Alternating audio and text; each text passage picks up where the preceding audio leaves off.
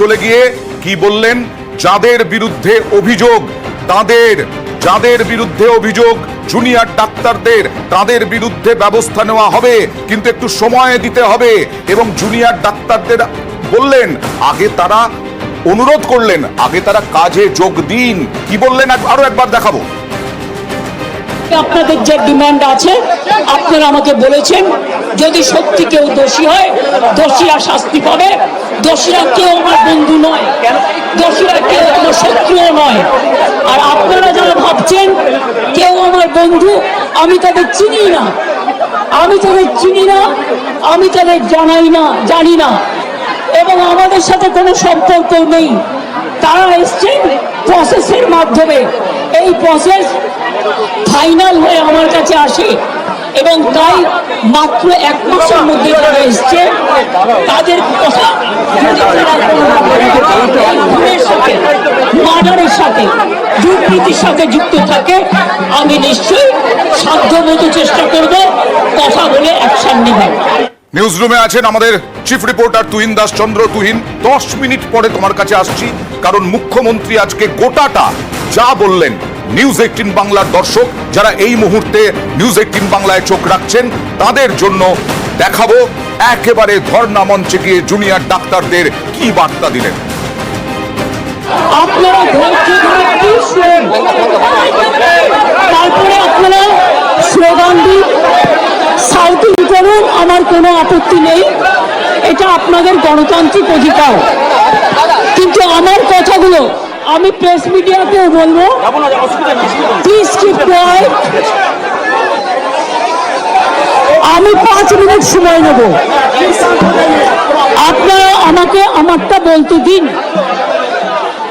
আমি অনেকক্ষণ ধরে অপেক্ষা করছি। আমি আমার সেফটি সিকিউরিটির বারণ থাকা সত্ত্বেও আমি নিজে আপনাদের এখানে ছুটে এসেছি, তার কারণ আমি আপনাদের আন্দোলনকে কুর্নিশ জানাই। আমি নিজে স্টুডেন্ট মুভমেন্ট থেকে উঠে আসা লোক, আমি স্টুডেন্ট মুভমেন্ট আমি নিজেও অনেক সাফার করেছি জীবনে। আমি জানি আমার পোস্টটা বড় কথা নয়, মানুষের পোস্টটাই বড় কথা। আমি আপনাদের কাছে বলতে এসেছি, কাল সারা রাত ঝড় জল হয়েছে, আপনারা যখন কষ্ট পেয়েছেন আমিও সারা রাত ঘুমোতে পারিনি, আমারও কষ্ট হয়েছে।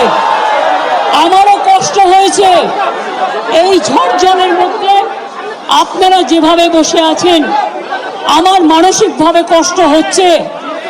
আপনারা আজকে 33 দিন 34 দিন, আমিও কিন্তু রাতের পর রাত ঘুমাইনি, কারণ আপনারা যখন রাস্তায় থাকেন আপনাদের জন্য আমাকেও কিন্তু পাহারাদার হিসেবে জেগে থাকতে হয়।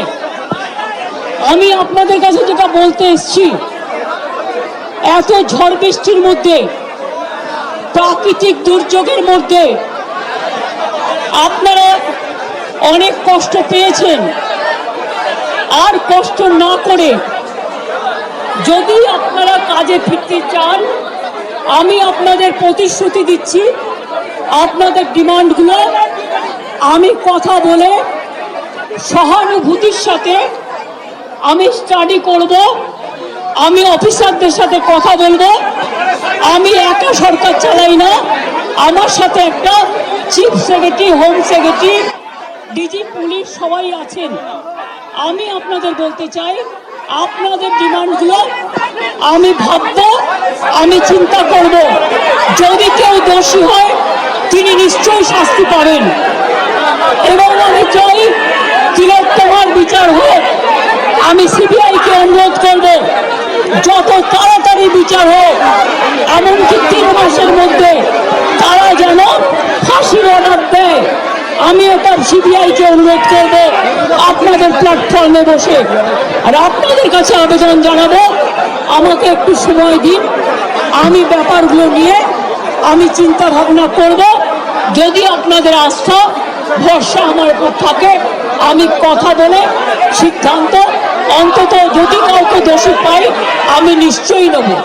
আমি আপনাদের এটুকু বলবার জন্য এসেছিলাম। আমি আশা করি আপনারা এত কষ্টের মধ্যে বৃষ্টিতে ভিজছেন এবং আপনাদেরও পরিবার পরিজন চিন্তায় আছে এবং আমি মনে করি অনেক মানুষও মারা যাচ্ছেন। আপনারা প্লিজ দয়া করে, আপনারা আমাদেরই ঘরের ভাই বোন, আপনারা কাজে যোগদান করুন এবং আমি বলতে পারি আপনাদের প্রতি আমি কোনো অবিচার করব না। আমি একটা কথা বলে যাই, হাসপাতালের ডেভেলপমেন্ট, ইনফ্রাস্ট্রাকচার, সব কাজ আমরা শুরু করে দিয়েছি এবং করব।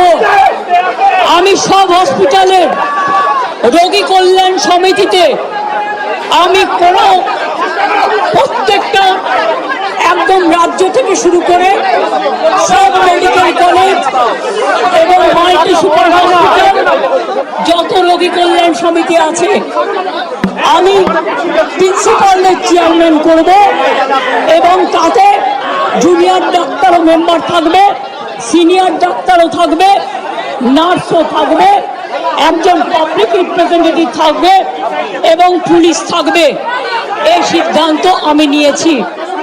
আপনাদের আরজিকর মেডিকেল কলেজেরও আমি রোগী কল্যাণ সমিতি ভেঙে দিলাম এবং সব মেডিকেল কলেজের আমি রোগী কল্যাণ সমিতি ভেঙে দিলাম। আমি নতুন করে এটা তৈরি করব এবং আপনাদের আমি বলতে পারি বাদবাকি আপনাদের যে ডিমান্ড আছে আপনারা আমাকে বলেছেন, যদি সত্যি কেউ দোষী হয় দোষীরা শাস্তি পাবে। দোষীরা কেউ আমার বন্ধু নয়, দোষীরা কেউ আমার শত্রুও নয়। আর আপনারা যারা ভাবছেন কেউ আমার বন্ধু, আমি তাদের চিনি না, আমি তাদের চিনি না, আমি তাদের জানি না এবং আমাদের সাথে কোনো সম্পর্ক নেই।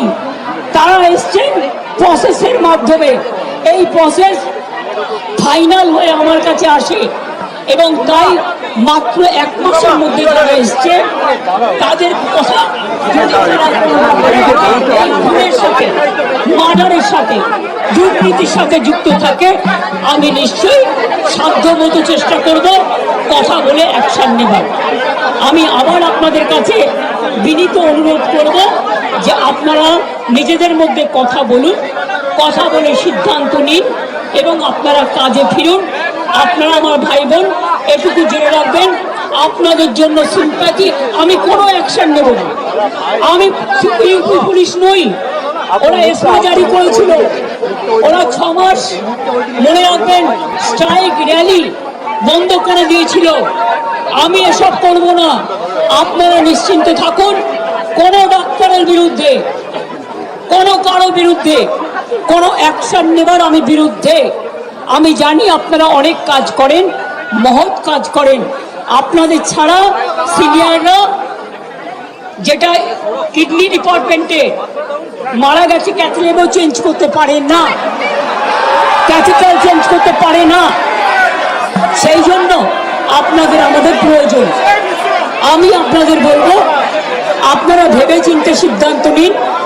আর যদি আপনারা আমাকে বিশ্বাস করেন, আমি যখন আপনাদের ধর্ণা মঞ্চে আসতে পেরেছি আপনাদের একজন সহযোদ্ধা হিসেবে, তখন মনে রাখবেন যে আমি আপনাদের, যদি আপনারা বিশ্বাস ভরসা রাখেন, বাদ বাকিটাও মনে রাখবেন আমি আস্তে আস্তে করে, একদিনে তো সব হয় না, করতেও সময় লাগে, আমাকে একটু সময় দিন।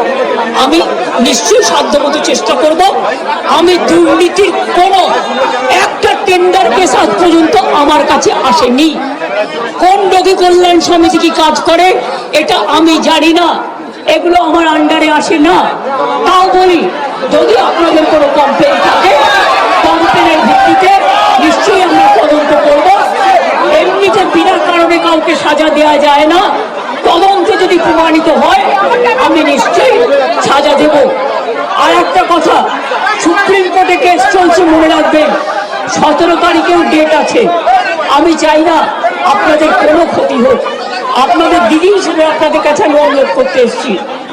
আমি মুখ্যমন্ত্রী নই, আমি মুখ্যমন্ত্রী হিসেবে বলতে আসিনি, আমি আপনাদের দিদি হিসেবে বলতে এসেছি, যাতে আপনারা না ভাবেন হ্যাঁ আমি চিফ মিনিস্টার আছি। আমি একটা পার্টিও বিলংস করি, কিন্তু আপনাদের কাছে এসেছি যদি বলেন as a chief minister, as a elder sister, এবং আপনাদের আন্দোলনের সমব্যথী এবং সমসাথী, তাহলে আপনাদের অনুরোধ করব আমার কথা শুনুন। আগেও আপনাদের সমস্যা আমি সমাধান করেছি এবং আবার আমি করবার চেষ্টা করব। আমাকে একটু সময় দিন। ভালো থাকুন, সুস্থ থাকুন। আর একটা কথা বলবো,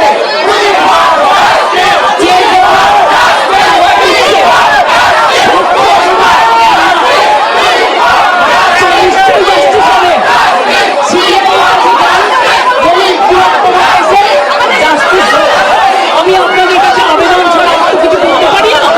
আমি আপনাদের জোর করতে পারি না।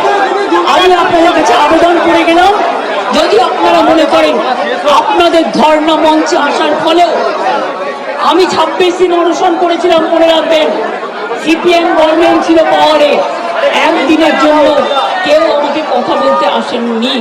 কিন্তু তা সত্ত্বেও আমি এসেছি, তার কারণ আমি মনে করি আপনাদের কাছে আসা মানে এটা নিজেকে ছোট করা নয়, এটা নিজেকে বড় করা।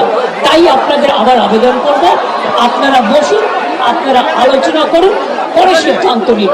আমার এটা লাস্ট চেষ্টা আপনাদের জন্য করে গেলাম। বাদ বাকিরা যদি আমার উপর ছেড়ে দেন, আপনারা জাস্টিস পাবেন, আপনারা ইনজাস্টিস হবে না, এটুকু আমি বলতে পারি। অনেক ধন্যবাদ, নমস্কার, এবং আপনাদের সকলকে অনেক অনেক ধন্যবাদ জানাই।